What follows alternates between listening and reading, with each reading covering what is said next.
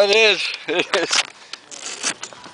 And it's that little motor that keeps you up. That's my big motor. You should have seen the one I used to fly with. Really? An even smaller one? Oh, yeah. Wow. The landing was so... I thought it was coming down. Oy. But the wheels take Pretty all neat the... little airplane, huh? Do they take them? I level off before I touch the ground. Yeah. It's very responsive as far as when you want to pull back and level up. So I just dive in case there's any kind of a wind coming off the top of the trees. If you look closely at the tree, that can cause like a rotor, like a beautiful waterfall, and push you down. So if you're coming high, aim for a spot and level off. It's easy. You can land at a small spot. Came in steep because you got a rotor off the trees. You know, and you gotta get down on the ground fast. I need a parachute to want wanna go.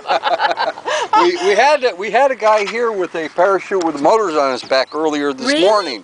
And he took off and he flew, and he only had a little bit of time, and he tried to take off a second time, but the grass was so wet from dew that his chute was too wet to pop open correctly. So he didn't fly a second time, but he was here earlier. He should be here on field day though. When's field day? June 1st.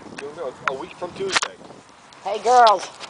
Which is June 1st. There's a jewelry here, girls, for you too. All kinds of that fancy jewelry. Oh yeah. My field day is on Thursday. Your field day's on Thursday? Yours is when?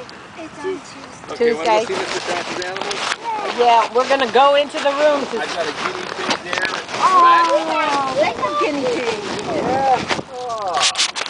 I know mine also.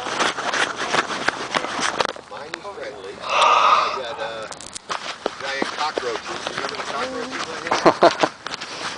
I took them right out of the... I remember the chinchilla. Well, I gave away the chinchilla to a girl who had one. She wanted one as a partner for her other one. So my chinchilla's gone now. But